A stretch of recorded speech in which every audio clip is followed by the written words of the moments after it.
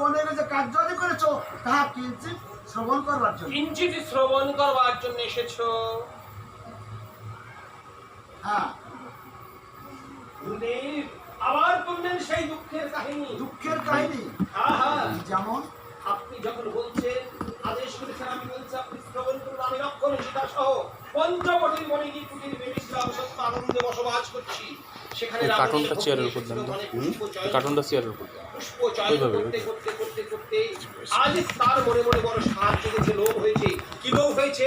লোভ। ঠাকুর লক্ষণকে প্রতীককে বরণ করতে চেয়েছে।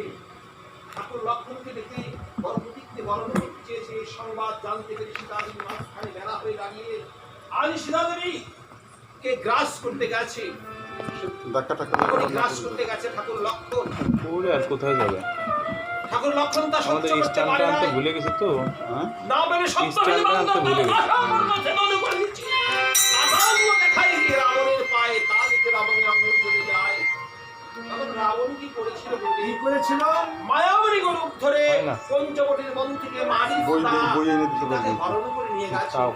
আর আমি কি করেছিলাম? কি করেছিল? কতগুলো বনের বানরকে সহায় করে অলম্ভন সাগর পাড়ি দিয়ে রাবণ কুম্ভকর্ণকে নিধন করে সীতাকে ফিরিয়ে নিয়ে এসেছি। তাহলে তোমরা অন্যায় কর্ম করিয়াছ রাম। কেন গুরুদেব? এই রাবণ কুম্ভকর্ণ কোন কোন উদ্ভব তাকে বলতে পারো? হ্যাঁ গুরুদেব, আমার মনে হয় রাক্ষস কুল উদ্ভব ছিল। না না রাম, রাবণ কুম্ভকর্ণ সে ব্রহ্মকুল উদ্ভব ছিল। ব্রহ্মকুল উদ্ভব? হ্যাঁ। গুরুদেব তাহলে তার বংশ পরিচয়? বিশ্বশ্রবা মুনির পুত্র প্রহ্লাদের নাতি রাবণকে মেরে দেওয়ায় হয়তো পাতক তুমি ব্রহ্ম হত্যার পাপে লিপ্ত হয়েছে। সত্য সত্য সত্য ব্রহ্ম হত্যা পাপে লিপ্ত হয়ে থাকি গুরুদেব। কার্টুনটা সরাই দেন, কার্টুনটা সরাই দেন। এই পাপ থেকে আমার মুক্তির উপায় কি? কার্টুনটা সরাই দেন। রাম, তুমি হলো বিধির বিধি, তোমাকে আমি দেব কোন বিধি বলতে বলো বিধি? হ্যাঁ, বিধান আমি দিতে পারি। আমার মতে তিনটি বিধান আছে। তিনটি বিধান আছে? আচ্ছা গুরুদেব, এই তিনটি বিধান রামচন্দ্র বলছে তিনটি বিধান আছে। বিধান তিনটি কি কি? তার প্রথম বিধান ছিল, ও তুমি রাজা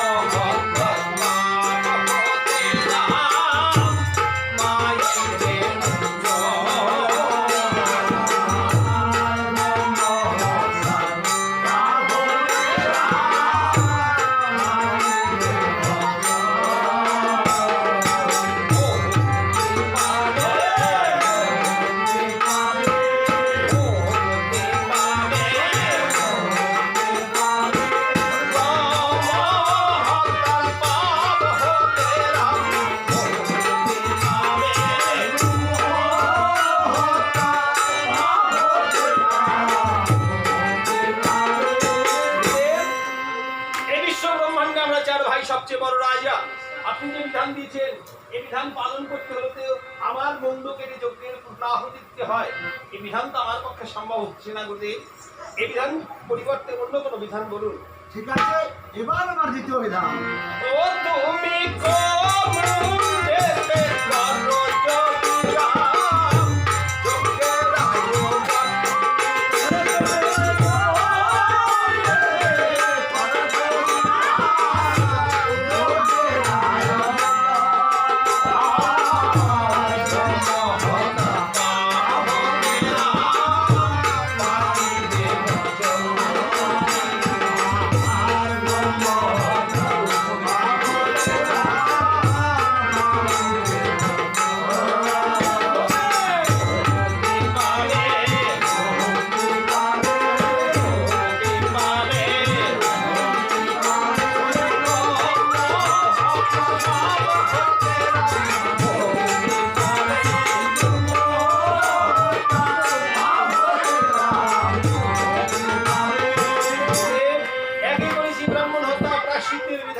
গোহত্যা শাস্ত্রে কি লেখা আছে? 100 ব্রাহ্মণ হত্যা করে যে পাপ হয়, একটা গোহত্যা করলে যে পাপ হয়। শাস্ত্রে আরো লেখা আছে 100 ব্রাহ্মণ হত্যা করে যে পাপ হয়, একটা নারী হত্যা করে যে পাপ হয়, পাপের প্রায়শ্চিত্ত করতে গিয়ে পাপের মাত্রা তো গুরুদেব শুধু বাড়ছে। তোমার তো এ পাপটিও পূর্ণ হয়েছিল। কবে কখন? ৫ম মাসের গর্ভবতী অবস্থায় মা জানকীকে যখন তুমি নির্বাসন দিয়েছিলে তখন তোমার এই পাপটিও পূর্ণ। রামচন্দ্র দয়া করে পাপকেও পূর্ণ করেছিলেন। যাক, এদের একটি বিধানও যদি তোমার পক্ষে সম্ভব না হয় তাহলে এবারে আমার তৃতীয় এবং শেষ বিধান। ও তুমি আসো মনে করো যদি রাম যুগের রাজা।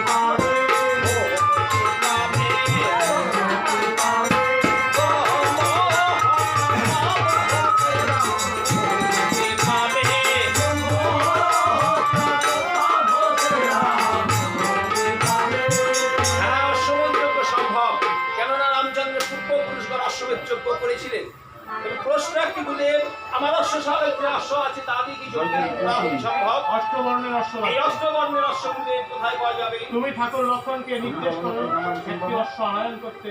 এই অশ্ব পাওয়া যাবে স্বর্গের তুরঙ্গ রাজা রাজভবন। স্বর্গের নন্দন কারণে এই তুরঙ্গ রাজার রাজভবনে একটি মাত্র অষ্টবর্ণের অশ্ব আছে। সেই অশ্বটাকে ঠাকুর লক্ষণ ব্যতিরিকে কেউ আনয়ন করতে পারবে না। তাই ঠাকুর লক্ষণকে পাঠিয়ে দিয়ে স্বর্গের নন্দন কানন থেকে অষ্টবর্ণের অশ্ব আনয়ন করেছে। বাবা সত্যই এই দেহ কাননে একটি মাত্র অষ্টবর্ণের অশ্ব আছে। আর আর ভগবানের ভজন করতে হলে জগতে অষ্টশক্তি ভাবের উদয় হতে হয়। অষ্টশক্তি ভাবের উদয় ব্যতিরিকে নববিধা ভক্তি ব্যতিরিকে অনাদিরাদি গোবিন্দের চরণে আশ্রয় নেওয়া যায় না। ভজন মরণ পূজন চিন্তন করা যায় না। তাই ঠাকুর লক্ষণকে পাঠিয়ে দিয়ে স্বর্গের নন্দন কানন থেকে একটি অষ্টবর্ণের অশ্বায়ন করেছে। সুন্দর একটা যজ্ঞশালা নির্মাণ করেছে। সব যখন প্রস্তুত হয়েছে, গুরুদেব শব্দ প্রস্তুত হয়েছে, এখন কি করতে হবে? আর একটি কর্ম করতে হবে রাম। তোমার এই এক সুন্দর একটি জয়পত্র লিখে অশ্বকে পৃথিবীর চারিদিকে জয় করতে পাঠাতে হবে। আর এই অশ্ব ফিরে এলে অশ্ব মুন্ড কেটে দেবে যজ্ঞের প্রধান। গুরুদেব বিধান যখন আপনি দেশেন জয়পত্রখানা নিজে হাতে আপনি লিখে নিন। হ্যাঁ, তাহলে তাই দিচ্ছি। গুরুদেব আমার সহস্তে তুমি তা ধরে জয়পত্র লিখতে আরম্ভ করলেন। জয়পত্র লিখতে আরম্ভ করলেন অযোধ্যার রামচন্দ্র তারা যায় ভাই এসব যুদ্ধ করে ভাবে হতে রামচন্দ্র ভুবনের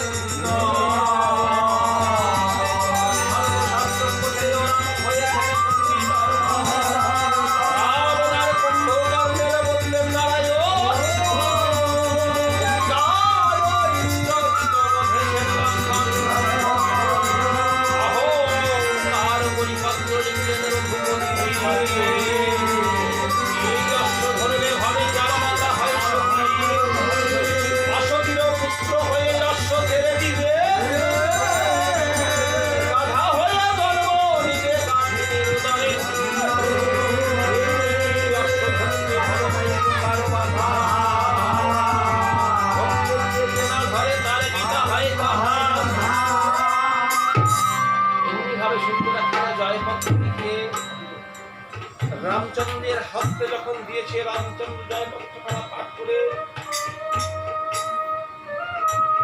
একাধিকবার পাঠ করেছে। পাঠ করতে করতে উন্নত নয়নবায়ু পরিশোধন করতে করতে আজ ভক্ত প্লাবিত করছে। কখনো যেন প্রভুর আবেদনতে ধুরঙ্গ দূষণিত হয়ে ধুলায় গড়াগড়ি যাচ্ছে। যুগ থেকে গুরুদেব লক্ষ্য করেছে রামচন্দ্র পত্র পাঠ করে ইতস্তত বোধ করছে। কেন বাবা ইতস্তত বোধ করছে? স্বর্গমর্ত পাতাল ত্রিভুবন ব্যাপিয়া আজ ত্রেতা যুগের ভগবান ছিল প্রভু রামচন্দ্র। তিনি কি জানেন নাই পত্রের মর্মার্থ কি? পত্র পাঠ করে তিনি অবিরত অশ্রুবাণী পরিশোধন করতে করতে সর্বাঙ্গ দূষণিত হয়ে আজ কাঁদছে। দুধের দুধ থেকে লক্ষ্য করে রামচন্দ্রের শিরে এসে বলছে, রামচন্দ্র তুমি পত্র পাঠ করে ইতস্তত বোধ করছো কেন? জগতে তুমি কার জন্য পিতা রন্ধন করছো? একবার চেয়ে দেখো জগতে কি নিয়ে এসেছি, জগতে কি নিয়ে এসেছি আর কি নিয়ে তুমি যাবে। বাবা যেমনি ভাবে এসেছিলাম তেমনি ভাবেই দেহ থেকে চিন্ময় আত্মা বিলুপ্ত হয়ে যাবে। মাতৃ জঠর থেকে যেদিন যেভাবে বেরিয়েছিলাম, ভাই বন্ধু তারা শুধু আত্মীয় স্বজন শ্মশানে নিয়ে আমাকে ঠিক তেমনি সেভাবেই চিরতরে বিদায় দেবে। শুধু শ্মশান বন্ধু হিসাবে কয়েকজন লোক তাও কার্য শেষ করে কলসিখানা ভেঙে যখন এদিকে চলে আসতে হবে, বন্ধু স্বজন বলবে, ওরে বন্ধু স্বজন কেউ তোমরা পিছিয়ে তাকিও না। এতক্ষণ পর্যন্ত সব ছেড়ে বন্ধু বান্ধবের সঙ্গে ছিলাম, আজ সবাই ছেড়ে ওই কলসির মধ্যে একটা টাকা দিয়ে একটু তুলসী পত্র আর তিল দিয়ে রানী রানী গোবিন্দের কাছে আমার চিন্ময় আত্মার কাছে ছেড়ে দিয়ে বন্ধু স্বজন সরে আসলো। সবাই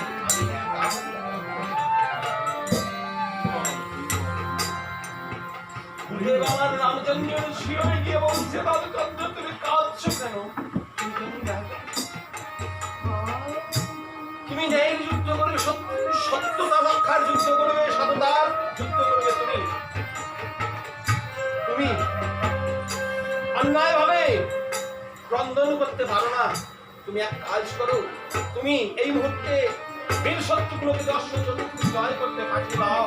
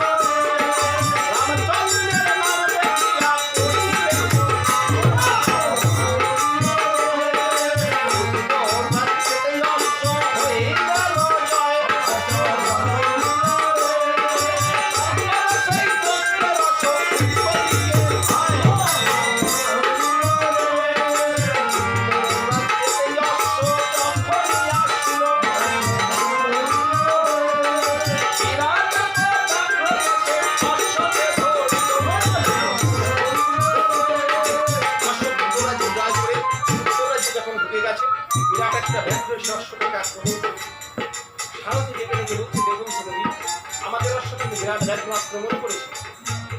তখন বলছে আমি যখন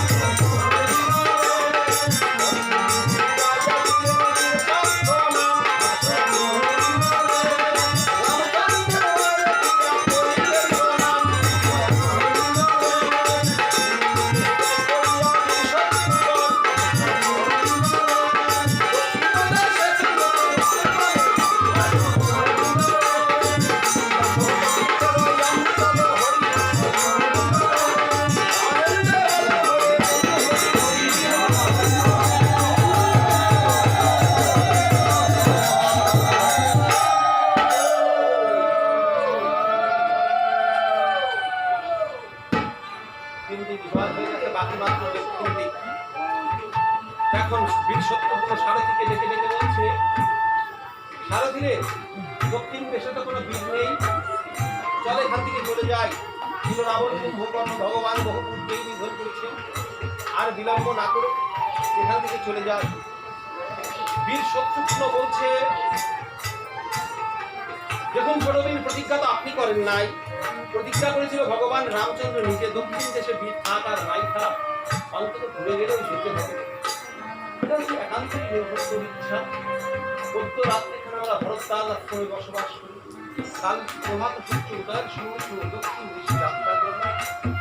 এদিকে চিত্রকূট পর্বতে বসে বসে মহামুনি বাল্মীকি ধ্যান করছে। ধ্যান যুগে জানতে পেরেছি বাল্মীকি কবরে বীর শত্রুঘ্ন অহংকার করে গর্ব করে বলছে, দক্ষিণ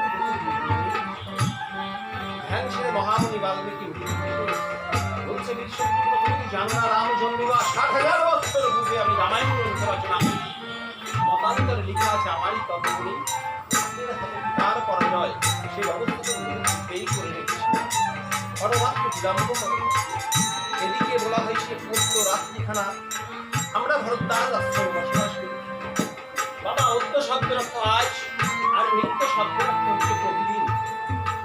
নিত্য সূর্য পূর্ব আকাশে উদিত হয়, ঘুরতে ঘুরতে পশ্চিমা আকাশে অস্ত যায়। তেমনি ভাবে জল সাগরে উৎপত্তি হয়, ঘুরতে ঘুরতে আবার সাগরে গিয়ে শেষ হয়। এই জীবন আমাদের চিন্ময় আত্মা, আমরা ছিলেন কোথায়, এসেছি কোথায়, আর যাবই বা কোথায়।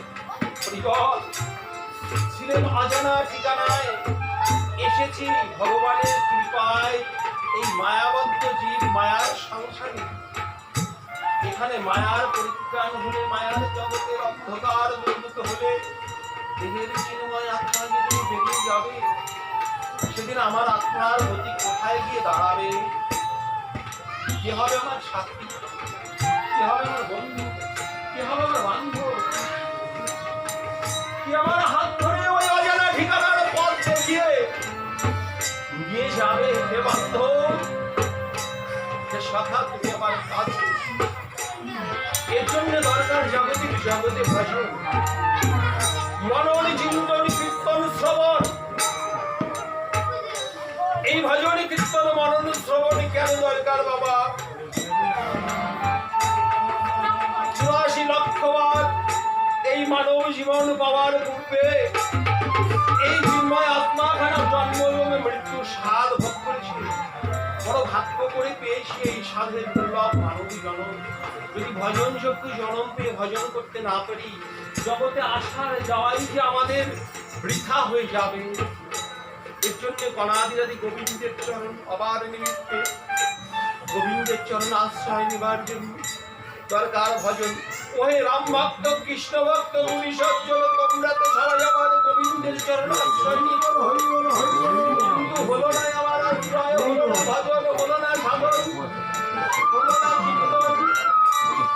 এই জগতে একবার সাধু সঙ্গ ছাড়া, ভক্ত সঙ্গ ছাড়া জগতে আর অন্য কোনো উপায় নেই ভগবানের চরণ আশ্রয় না করবার। তাই ভক্ত চরণে আশ্রয় নিয়ে ভগবানের চরণ পাওয়ার নিমিত্তে আজ ভক্তকে দেখে দেখে বলছে, তোমরা যাও দাও আমার ভক্ত।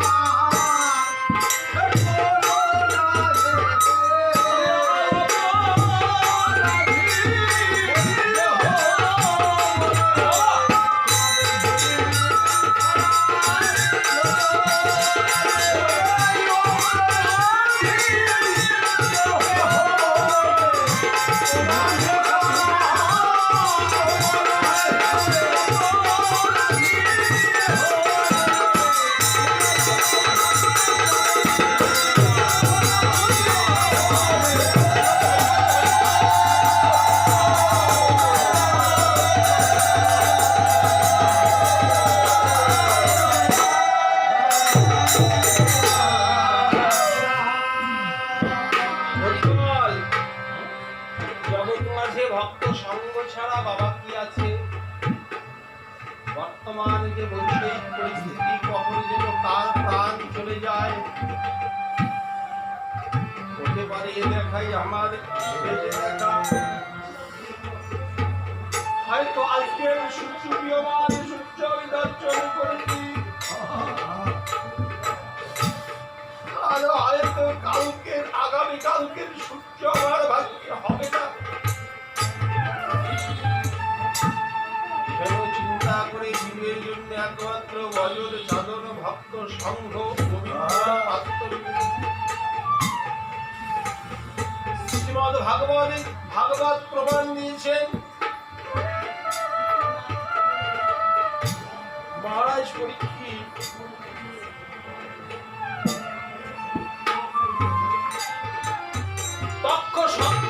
সত্য দর্শনে বংশে মৃত্যু হবে 7 দিন পাই। আজ গোবিন্দের আরাধনা করতে করতে করতে করতে মৃত্যুর পর কখন যেন বিদায় নিচ্ছে। মহারাজ পরীক্ষিত প্রাণ বায়ু এখানে জগতে সুন্দর সময় পেয়ে সুযোগ পেয়ে ভজনযোগ্য দেহ পেয়ে যদি ভজন করতে হবে না পারি, তাহলে এ দেহে আসা যাওয়া তাই বলতো রাত্রিখানা ভরসা যাচ্ছে বসবাস করবার বন্ধু দাদা সন্দেহে মায়ায় ভুলে আমি যেন আমার নিজ কর্ম থেকে বিচল করে না যাই। আদি আদি গোবিন্দের চরণে নয়ন জল ভক্তি অন্তরে রাত্রিখানা ভরসা যাচ্ছে বসবাস থেকে মহামণি বাল্মীকি মা সীতা দেবীর কাছে সে বলছে, মা মাগো তব দুয়ারে এসেছি কিছু ধন ভিক্ষা করতে। মহামণির কণ্ঠস্বর শ্রবণ করে মা জানতে পেরেছে ধন আমি কোথায় বাবু পিতা, আমি সেই পরম ধন হতে বঞ্চিত নিকেশিত নিবৃত্ত হয়ে তব দুয়ারে তোমার পরম ধন লাভ করেছি। আমি যে তব দুয়ারে আজ সেই ধনের প্রার্থী হয়ে এসেছি, সেটি সে তো আমার খুশি রব। শিলাকে দিয়ে কিছুতেই আমি রাত্রি যাপন করতে পারবো না। যেদিন আমি জন্মেছিলাম এই জননী জঠরে, যারা জীবনে আমাকে ভাসিয়ে দিয়েছিল সাগরের জলে, ভাসিতে এসেছিলাম মিথিলা নগরে। মিথিলা নগরে সে বাড়ির টিভিতে যখন ভেবেছিলাম এখানেই আমার জীবনে হলো না। জনকপুরী চাষিতে এসেছিল, জনকৃষির ফলে আজ চাষের ফসল হিসাবে নির্বাক উঠেছিলাম আমি। ভরা যৌবন প্রাপ্ত হয়ে প্রভু রামচন্দ্রের চরণ সেবন মনন পূজন করবার নির্দেশ পেয়েছিলাম, কিন্তু হলো না ভাগ্যে। আজ হয়েছে বাল্মীকি তপবনে বালককে নিয়ে আমি দিন যাপন করছি, রাত্রি যাপন করছি, তাও যদি নিয়ে যাও আমি যেতে দেবো না। মায়ের বন্ধন মহামণি বাল্মীকি যেন আটকে উঠেছে। ক্ষণকাল পরে ব্রহ্মশক্তিতে বলিয়ান হয়ে গুরুদেব বলছে, দেখো সীতা দেবী আমার হাতে এখন যদি কিছু লক্ষ্য না করা আমি অভিসম্পাদ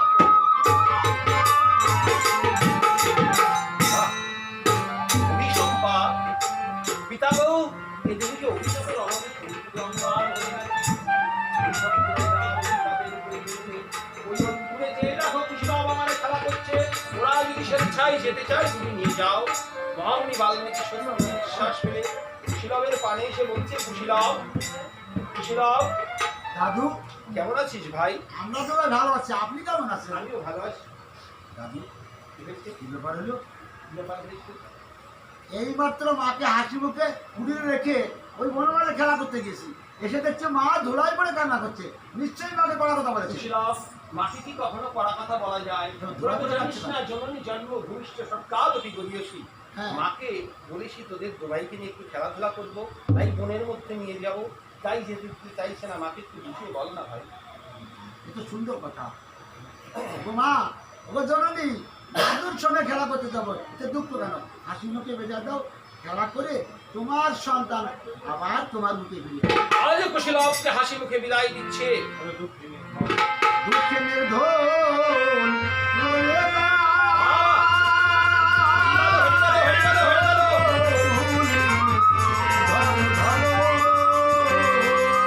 আর নিদ্রাকালে আরে দুটি শিশু আমার ওরে দুপাশেতে আরে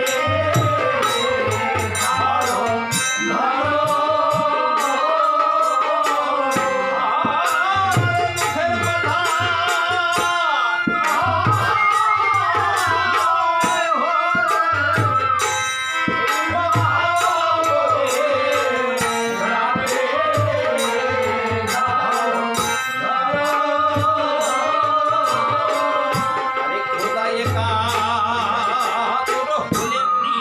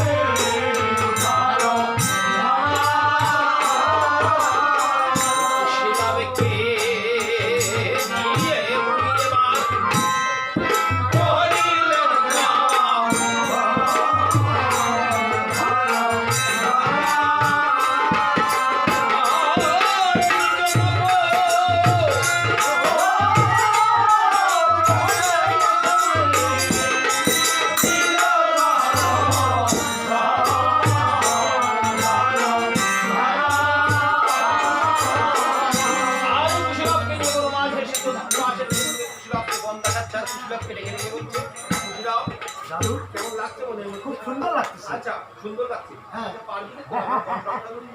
একবার পারবো, 1000 বার পারবো, 2-3 বার পারবো। সময়ের মধ্যে 1000 বার পারবো, 2-3 বার। হ্যাঁ, আচ্ছা, এতবার পারবি? হ্যাঁ। আমি তোদেরকে প্রশ্ন করি, যদি কেউ তোদেরকে মারতে আসে তাহলে কি করবি? এককে ধরে মাকে চলে যাবো, 5 মিনিট যাবো না। শুনছেন কথা? এককে দৌড়ে মায়ের কাছে চলে যাবো, 5 মিনিট ফিরে যাবে না। আচ্ছা, মায়ের কাছে চলে গেলে কি বন রক্ষা হবে? বন রক্ষা, বন রক্ষা করবো। আরে বন তো তোদেরকে রক্ষা করতে হবে। হ্যাঁ। সেটা এই রক্ষা দেখ করবো। তো কুশীলব, এটা কি বলে? দাদু, এটা কি বলে? এটার নাম কি জানিস? কি? এটার নাম হচ্ছে ধনুর্বাণ। ধনুর্বাণ। এটা কি করছে আমি? এটি যুদ্ধ করতে হবে। আপনি পাগল। না, এতে এতে দু বল পাচ্ছে না, দেখতে হ্যাঁ, বল পাচ্ছে না। ওই আইসি মাই খাই গেছে বল পাচ্ছে না, বল। এই যে আইসি মার খেয়ে গেছে। আইসি মাই খাই দিই ওইটা কথা- আরে জোর নেই, তাই তো? হ্যাঁ। আরে জোর তো তোদের দেহেও নেই। আমাদের জন্য ঠাড়াতেই পড়ে যাবো। আচ্ছা, তোদের দেহে জোর করতে হলে কি করতে হবে জানিস? কি করতে হবে? তোদের কর্ণ বলে দীক্ষা বলতে হবে। তারপরে শিখে যাবো। সেটা খায় না মাথায় দেখ। দীক্ষা বলে খায় না মাথায় দেয়। আরে দীক্ষা কোনো গাছের ফল নাই, খাওয়া যায় না। তাহলে? দীক্ষা হচ্ছে গুরু আরাধিত বস্তু। তাহলে একটা কথা, গুরু মানে কি? বাহ, বেশ প্রশ্ন করেছে গুরু শব্দের অর্থ কি?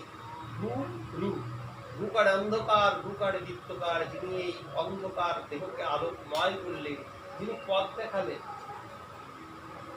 তিনি হলে একমাত্র গুরু। তাহলে এই দীক্ষা নিলেই বা জীবের কি হয় আর না নিলেই কি? শাস্ত্রে আছে অধিকৃত জপ কঞ্চি তপ ও জপ ক্রিয়াধিকা ক্রিয়ান ভবতি প্রিয় মুক্তায় শিলা বিজয়।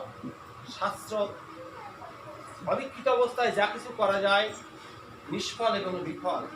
অধিকৃত অবস্থায় কোনো ক্রিয়াকাণ্ড ঠাকুরের পূজায় লাগে না। তাই কুশীলবকে কি করেছে? দীক্ষা দেওয়ার নিমিত্তে সরজ নদীতে পাঠিয়ে দুখানা আসন পেতে ধনুপান তৈরি করে রেখেছে। কুশীলব ধ্যান সেরে স্নান সেরে যখন এসেছে, কুশীলব স্নান হয়ে গেছে, কুশীলব হ্যাঁ যাক স্নান এবার করো। কুশাসনে বসে আমি যা বলবো আমার সঙ্গে তাই বলবো। একটা ঠিক করে বলে দেবেন। আচ্ছা বলো তো, হরে মুরারি, আচ্ছা বলো তো হরে মোরারে। তুমি বলো তো হরে মুরারি। করে মারামারি করে। বেশ। হলো না? তাই হরে মারামারি করা, তাই কি বলেছি? আচ্ছা তুমি বলো, বলো হরে মুরারে। তোমার ওবেলো না। আচ্ছা তুমি চেষ্টা করো তো, বলো হরে মুরারে। আরে মুরারে। তুমি বলো হরে মুরারে। হরে মোরারে। মধু কৈতব হারে। মধু কয়টার মধ্যে ভরে। মারার ভয় নেই। ওর ওই নেই মারা। তোর জিনিস করে যাবি না। মধু কৈতব হারে। মধুর পেটে মধ্যে পড়ে, এই জায়গা ঠিক হয়েছে। আচ্ছা তুই দেখো আর বল। তুমি আরো ভালো জানো এ বলছে কোটের মধ্যে ঘরে, ও বলছে পেটের মধ্যে ঘরে, কারোটাই তো হলো না। এবারে আরেকটু চেষ্টা করো, একটু বলো, একটু বলো না ভাই। দুইজনই বলো হরে মুরারে। হরে মুরারে। মধু কৈতব হারে। মধু কইটব হরে। গোপাল গোবিন্দ। গোপাল গোবিন্দ। মুকুন্দ সৌম্য। মুকুন্দ সাউরে। ক্ষুদিরাম স্যার ভাই মদ খায় আছে দিঘায়। ওই যে ওর তো গালি দিলে যায়। গালি দিলে মানে ভালো আরে খাবার। ক্ষুদিরাম সারা ভাই মটকা বেচা, আমি তো সাউরে বলি না। তো কোন ছাউ? বলো হরে মুরারে। আমার হয় নাই। হয়নি। এবার চেষ্টা করো, বলো হরে মুরারে। আপনি কানে কানে কইতেন তো। বলো হরে মুরারে। হরে মুরারে। মধু মধু কৈতব হারে। কইটব হরে। গোপাল গোপাল গোবিন্দ। মুকুন্দ মুকুন্দ সাউরে। ওশিল্লাতে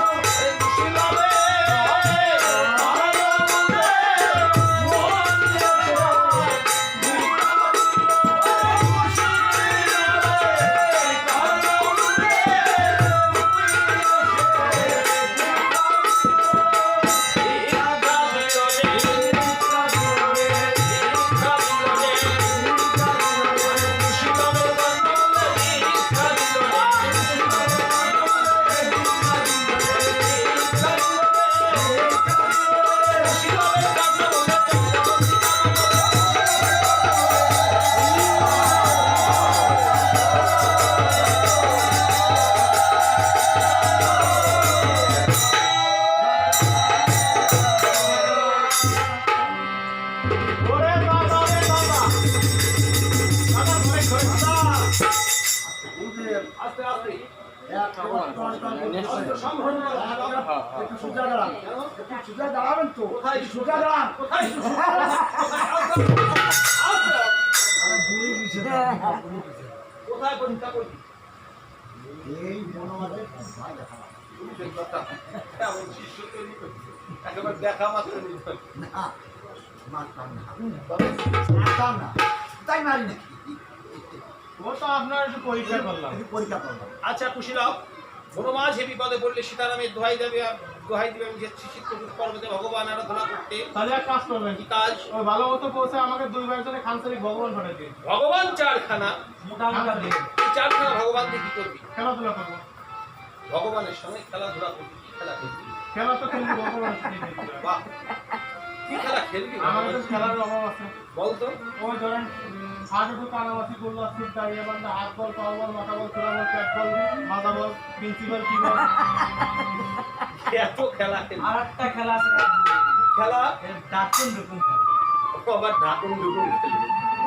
আরে ভগবানের খেলাতে তো সহজ খেলা নয় কুশীলব। ঠিক সত্য সত্য তোদের জন্য চারখানা ভগবান পাঠিয়ে দেবো। এই বলে হেলগাল রামক বলা কি তোমার বন্ধু তোমার আমি সুন্দর দেখে এবারে যখন চলে যাচ্ছেন, সুন্দর অশ্ব এসে ডাল লতা পাতা ভাঙছে। দাদা দেখো কার যজ্ঞের অশ্ব।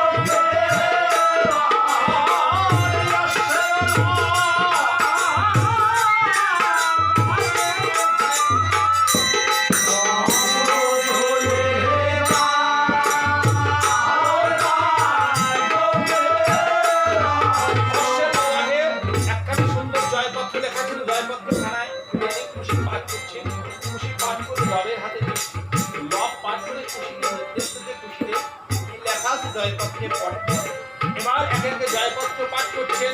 লেখা ছিল অযোধ্যারে শ্রী রামচন্দ্র তাড়াতাড়ি ভাই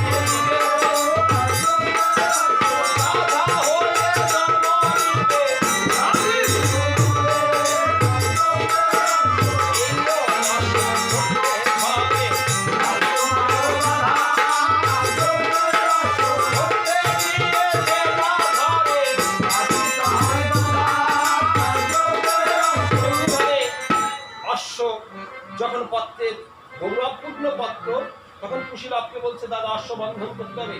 কি দিয়ে বন্ধন করবো? এই বনবাসে আর কি বা পাবো? বন হতে লতা চিনি, অশ্বকে বাঁধিল, লতার বন্ধন ছিন্ন করে, যত বাড়ি বাঁধে অশ্ব, তত বাড়ি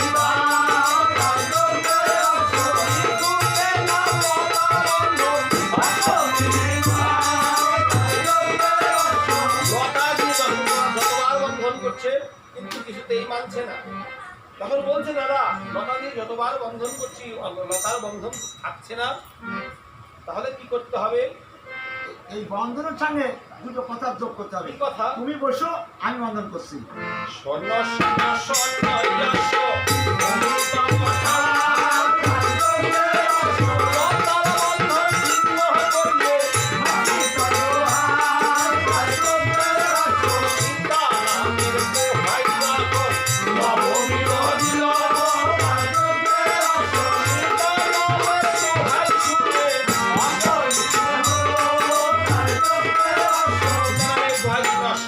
দাঁড়িয়ে রয়েছে। সুন্দর সুখময় দুটি বালক দুপাশে আছে।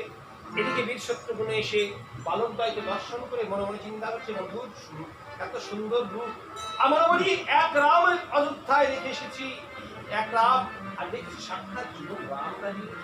আমি বালকদ্বয়কে জিজ্ঞাসা করি, বালক ওদের নাম কি রে বালক? ওদের নাম কুশীলভ। বড় মধুর নাম কুশীলভ।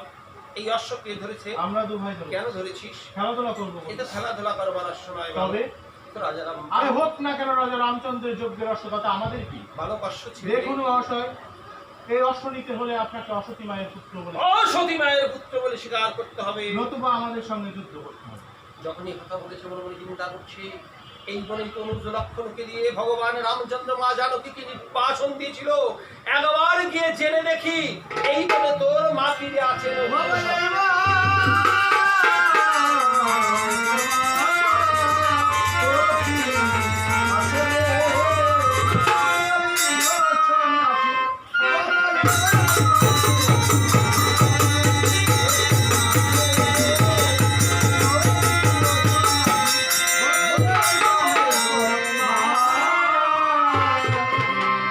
আর সত্য করে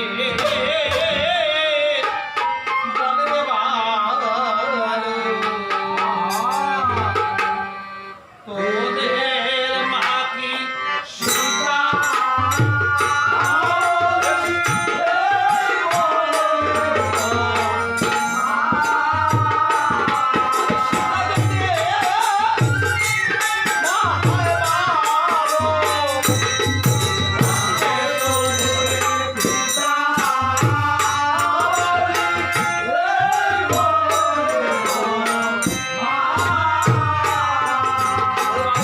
একবার সত্য করে বল, তোদের মায়ের নামটি কি সীতা? সীতা ও মহাশয়, আপনারা কি মাতুলালয় মাফ করেন যে মাতৃ নামে পরিচিত হয়ে যাচ্ছেন? কেন মাতৃ নাম জিজ্ঞাসা করছে? বিশ্ব ধারণা কেউ জানে না। বালক অশ্ব ছেড়ে দে। দেখুন মহাশয়, এই অশ্ব নিতে হলে আপনাদেরকে যুদ্ধ করতে হবে, নতুবা অসতী মায়ের পুত্র বলে স্বীকার করতে হবে। তোদের কাছে যদি মায়ের অসত্যই প্রকাশ করতে হয়, যুদ্ধে যদি আমার মৃত্যু হয়, ধর ধনুর্বাণ। এত বলি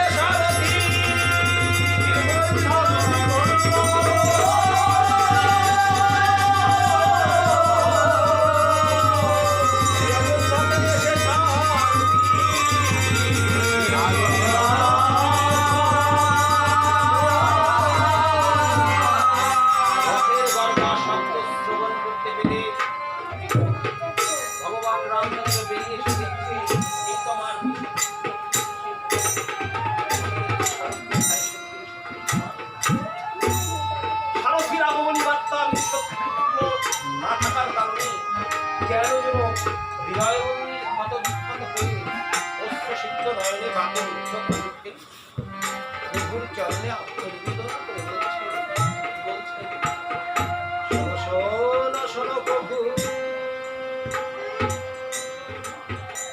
তোমার এই জানাই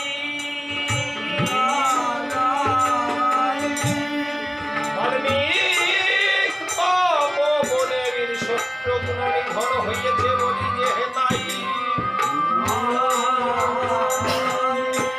এখানে শ্রবণ মাত্র ভগবান রামচন্দ্র যেন সিংহাসন থেকে মাটিতে পড়ে আছে, ধুলায় আত্মনাদ, ধুলায় গড়াগড়ি করে আত্মনাদ করছে।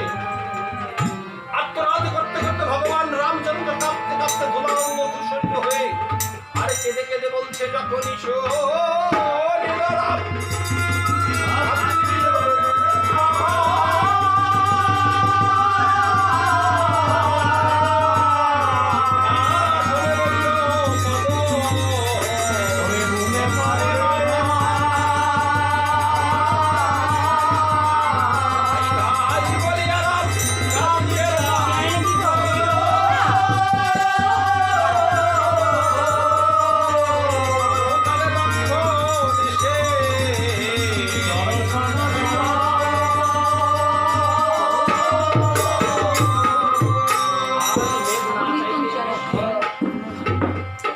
ভগবান বাবার নিমিত্তে ভক্ত ভগবানকে ডাকে। আজ ভগবান যখন ভক্তকে ডেকেছে, ভক্তকে আর চলে যেতে পারে না। ভগবান ডেকেছে ভক্ত, ভক্তর সাথে মিলিয়ে বর্তমান সে দাদার জন্য আত্মনিবেদন করে বলছে, দাদা চরণ দর্শন করে, বদন দর্শন করে দাদা কাঁদছে। কেমন ভাবে কাঁদছে, যেমন ভাবে কাঁদে সাথীহারা পাখি। চরণ দর্শন করে, বদন দর্শন করেছে, দেখছি তাও দাদা কাঁদছে। যেমন করে কাঁদে সাথীহারা পাখি, কেমন করে কাঁদছে, যেমন করে কাঁদে সখাহারা পাখি। কেমন করে কাঁদে, যেমন করে কাঁদছে স্বামী হারা স্ত্রী। আর কেমন করে কাঁদছে, যেমন করে কাঁদে বাছুরি হারা বাড়ি। সত্য প্রসব করেছে গাভী।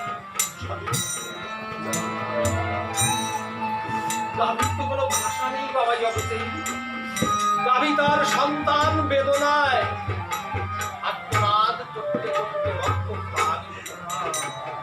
আজ এই এখানে অবস্থা দেখে ভগবান রামচন্দ্রকে উদ্দেশ্য করে ঠাকুর লক্ষ্মণ এই যত দাদার চরণে আত্মনিবেদন করে বলছে, দাদা গো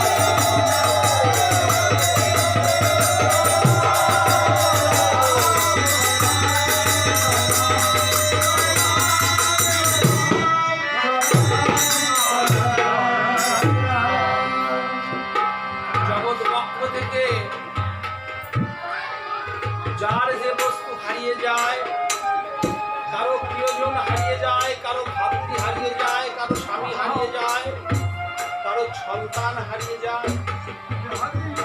জগতে একমাত্র ব্যথার বস্তু হিসাবে হৃদয় মন্দিরে টুকরে টুকরে কাঁদে সেই জানে যে প্রিয় হারানোর ব্যথা, আপন জীবন হারানোর ব্যথা কত বেদনা। জগতে আমরা মানব জন্ম লাভ করে উন্নত চিন্তা জানায় প্রভু রামচন্দ্র সাগর লক্ষ্মণকে জড়িয়ে ধরে বলছে, ভাই ভাই জগতে যে আমি চিরদিনের জন্য ভাতৃহারা হয়ে গেছি। দাদার চরণে আন্তরিকে ধরে করে বলছে, দাদা এই হলো কোন শক্তি আছে আমাদের সাথে যুক্ত করে তোমার যুক্তি যাওয়ার অনুমতি দাও। লক্ষণকে মক্কা আঁকড়ে ধরে বলছে, লক্ষণ না ভাই তুই যুদ্ধে যাস না, আমি গত লিখিতে বলো স্বপ্ন দর্শন। কি স্বপ্ন দর্শন করিস জানিস? তোরা সবাই ওই বালকের হাতে পরাজিত হয়ে গেছে। জগতে আমি যে একা হয়ে গেছি, আমি যেতে দেবো না। দাদা যদি যুদ্ধে যেতে না দাও তবে পদতলে কে দিব বল, জীবন করি। ভগবান আমার উভয় সংকটে পড়েই বলছে, ভাইরে আমার, ভাইরে আমার, বন্ধু আমার, শাখা আমার, বান্ধব আমার, ভক্ত আমার, তবে শুধু যাবি না, একা যাস না। যখনই যাও বলে বিদায় দিয়েছে অবিরত লক্ষণ ভগবান রামচন্দ্রের মুখ গহ্বরে তাকিয়ে বলছে, দাদা এমনি ভাবে আজও আমাকে যাও বলে বিদায় দিয়েছে, এমনি ভাবে যাও বলে আমি বিদায় দিয়েছি। আমি যে আর সহ্য করতে পারছি না। তবে আর যদি তব চরণে ফিরে না আসি, গৃহ জনমে জগতের জগতের কত পাপ করেছি, কত অন্যায় করেছি, তোমাকে জ্যেষ্ঠ ভাতা হিসেবে কত কাঁধে উঠেছি, কত উচ্ছিষ্ট ফল তোমার মুখে তুলে দিয়েছি। দাদা শাখা হিসাবে, বান্ধব হিসাবে, বন্ধু হিসাবে তোমাকে মার্জনা করে দিও। জন্ম জন্মান্তর যেন তোমার মতো ভাইয়ের সঙ্গ লাভ করতে পেরে তোমার সহদর হয়ে জন্মগ্রহণ করতে পারি। তখন ভারত রিকোয়েস্ট করছে, ভারত রাতখানা সাজিয়ে পবন বেগে বাল্মীকি তপবনে কি উপস্থিত হয়েছে। বাল্মীকি তপবনে উপস্থিত হয়ে রণসাহসিত হয়ে ঠাকুর লক্ষণ সৈন্য সমাবেশ করে বলদ্বয়ের সম্মুখে এসে বলছে, বালক বলুন, তোদের নাম কি রে বালক? মোদের নাম খুশি হলো। বড় মধুর নাম খুশি হবে অশ্বকে ধরেছে বালক। আমরা যে ভাই কেন ধরেছিস? খেলাধুলা করবো না। এই তো খেলাধুলা করবার সময় হবে। এ তো রাজা রামচন্দ্র। আরে হোক না কেন রাজা রামচন্দ্রের যোগ্য কথা আমাদের ভালো কি? অশ্ব ছেড়ে আমি দেশে কি দিয়ে সুন্দর থেকে দুটো অশ্ব। দেখুন মহাশয়, আপনি এই অশ্ব নিতে পারেন, তবে অশ্বতী মায়ের পুত্র বলে। অসতী মায়ের পুত্র বলে স্বীকার করতে হবে, নতুবা আমাদের সঙ্গে যুদ্ধ করতে হবে। ভালো ধরুন পাল যুদ্ধে প্রমাণ হবে সবকিছু। ভালো মাদল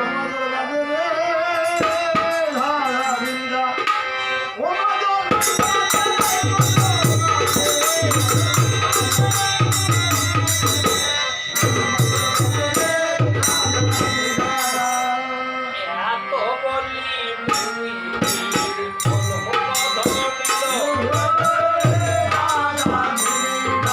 সন্ধান পুরিয়া বালু ছাড়িতে মারিল।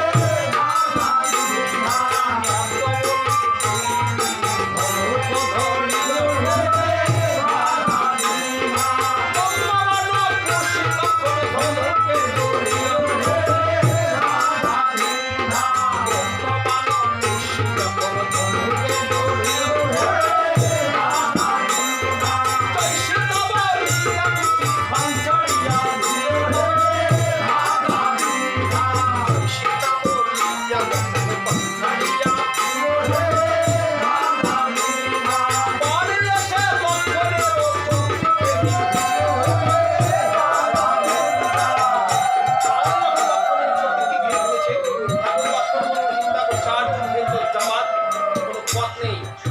এখন দেবতারা আমাকে সাহায্য করে গেলে এমনিভাবে দেবতারা আমাকে সাহায্য করেছিল, আজও দেখি দেবতারা সাহায্য করে। দেবতাদেরকে ডাকতে গেলে অনেক আনন্দের প্রয়োজন হয়। কোথায় পাবো আনন্দ? এই রণস্থলে নয়ন জল আর ভক্তি আর ঘুরিয়ে রেখে দেখি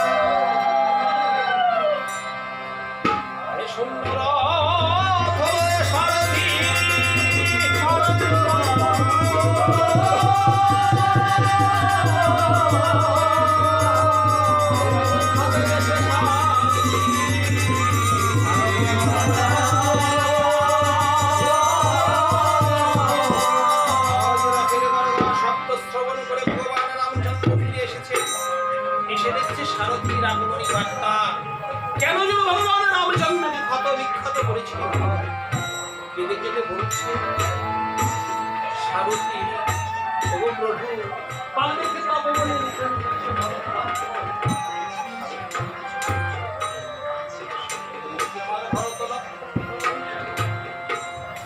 সারথী যখন আমি হয়ে গেছে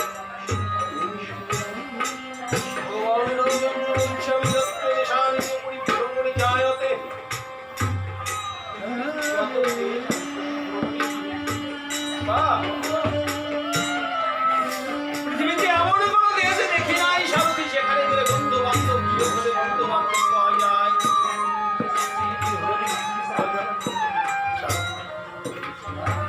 পৃথিবীতে এমন কোনো দেশ আছে আমার মতো বান্ধব, আমার স্বজাতি হারিয়েছে, আমার সহোদর হারিয়েছে, এই সহোদরকে কোথায় খুঁজে পাবো? কতদিন একসাথে সংসার করেছি, সংসার মায়ার বন্ধনে আবৃত হয়ে ভরত লক্ষণ শত্রু ছাড়া যে আমি আজ বড় একা হয়ে গেছি। সারথী বলে দিতে পারি আমার সহোদর কোন দেশে গেছে, আমি সেই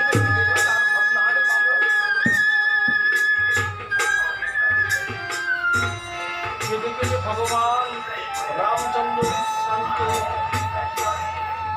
ধৈর্যবান ভেঙে আত্মচিৎকার করে বলছে আমি আমার গুণের ভাইকে হারা হলাম।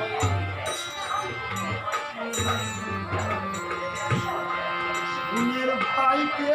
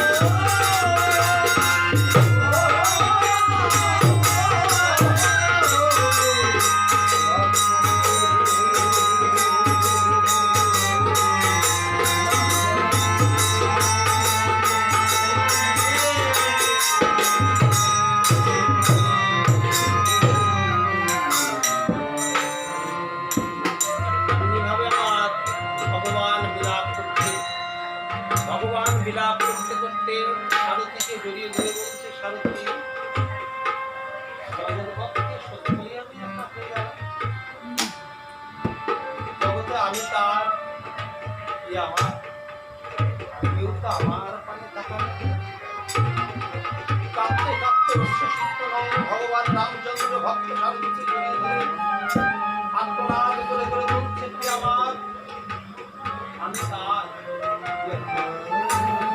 আমার বলতে কেউ রইল না আমি একাই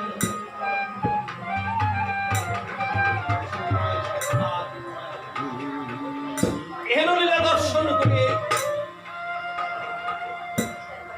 লীলার এক প্রান্তে দাঁড়িয়ে বৈষ্ণব কৃতকর্তা ধ্যাননিত্য দর্শন করে ভগবান রামচন্দ্রকে লক্ষ্য করে বলছেন কি জগতে ভাই বলো বন্ধু বলো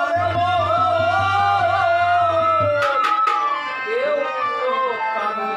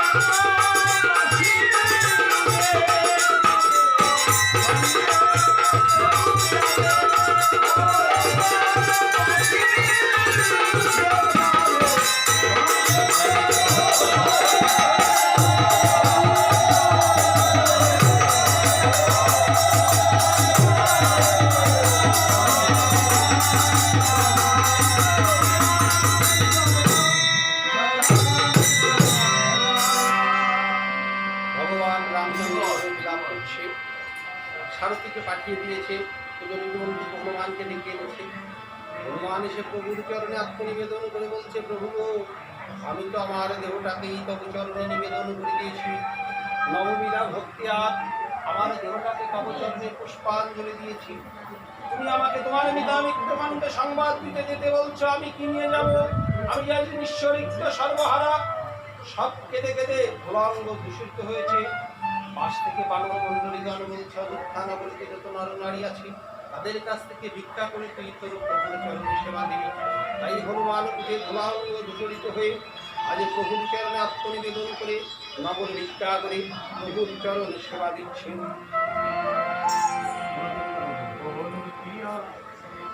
অনুপ্রিয়া নন্দ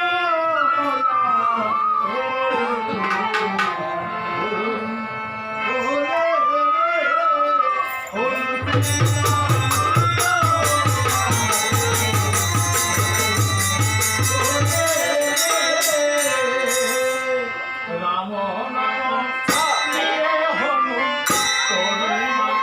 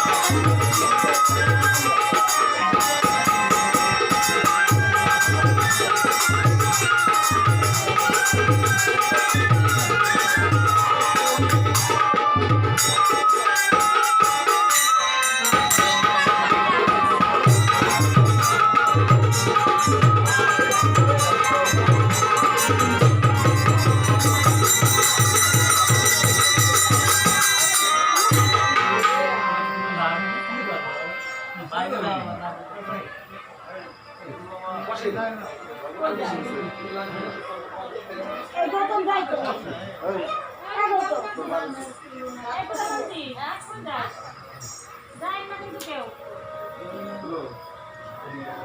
হয়ে যায় না হয়নি তো না বেশি দেরি নাই